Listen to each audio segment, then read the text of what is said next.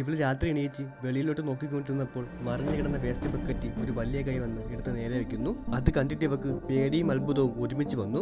ആ കൈ വേറെ ആരുടെയും അല്ലായിരുന്നു, ഒരു വലിയ ജയന്റിന്റെ ആയിരുന്നു. അയാളെ കണ്ടതും ഇവള് പേടിച്ച് റൂമിലേക്ക് പോയി. പക്ഷെ അയാൾ പിറകെ ഉണ്ടായിരുന്നു. ആ വലിയ കൈ നീട്ടി പുതപ്പോട് കൂടി അവളെ അങ്ങ് കൊണ്ടുപോയി.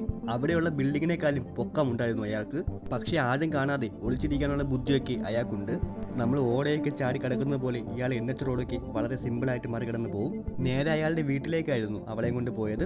ആദ്യമൊക്കെ അവളെ വല്ലതും ചെയ്ത് കളയെന്നോർത്ത് പേടിച്ചിരിക്കുകയായിരുന്നു. പക്ഷെ കുറച്ച് കഴിഞ്ഞപ്പോൾ ആ ജയന്റിന്റെ സംസാരം കേട്ട് അവൾക്ക് വല്ലാതെ ഇഷ്ടപ്പെടുന്നു. കൂട്ടുകാരില്ലാതിരുന്ന അവൾക്ക് വലിയൊരു സുഹൃത്തിനെ തന്നെ കിട്ടുന്നു. അച്ഛനും അമ്മയൊക്കെ മരിച്ച അവൾക്ക് വിഷമങ്ങളൊക്കെ പറയാനും പിന്നെ അതൊക്കെ കേട്ടിരിക്കാനും ഇപ്പൊ അവൾക്കൊരു സുഹൃത്തുണ്ട്. ജയന്റുകളുടെ ലോകത്ത് ഏറ്റവും പാവപ്പെട്ട മനുഷ്യൻ ഇയാളായിരുന്നു. ബാക്കി എല്ലാവരും ക്രൂവാലിറ്റി ഉള്ള ആൾക്കാരായിരുന്നു. ഇവര് സംസാരിച്ചുകൊണ്ടിരിക്കുന്ന സമയത്ത് അതിലൊരാൾ കയറി വന്നു. എന്നിട്ട് നീ ഇവിടെ ആരെടുത്താ സംസാരിച്ചുകൊണ്ടിരുന്നെന്ന് അയാളോട് ചോദിക്കുന്നു. അവളുടെ പേരെങ്ങാനും അറിയാതെ വായിന്ന് വന്നു പോയ അവളെ അപ്പോൾ തന്നെ തിന്നുകളയും. അവനെക്കാളും വലിയ ജയന്റുകൾക്ക് പേടിയുള്ളൊരു സംഭവം ഉണ്ടായിരുന്നു, അത് വെള്ളമാണ്. ആ ജയന്റ് പേടിച്ച് മാറി നിൽക്കുന്ന സമയത്ത് അവളോട് ആ തൊട്ടിയുടെ ബാക്കി ഒന്ന് ഒളിച്ചിരിക്കാൻ പറഞ്ഞു. സാധാ മനുഷ്യരെക്കാളും 30 ഇരട്ടി മണം പിടിക്കാനുള്ള കഴിവ് ഈ വലിയ ജയന്റുകൾക്കുണ്ട്. മനുഷ്യന്റെ പ്രസൻസ് അവൻ മനസ്സിലാക്കിയ സമയത്ത് ഇവള് ആ മലക്കറിക്കുള്ളിൽ ചാടി കയറി. ജയന്റുകൾ മലക്കറി കഴിക്കുമെന്ന് അവക്കറിയത്തില്ലായിരുന്നു.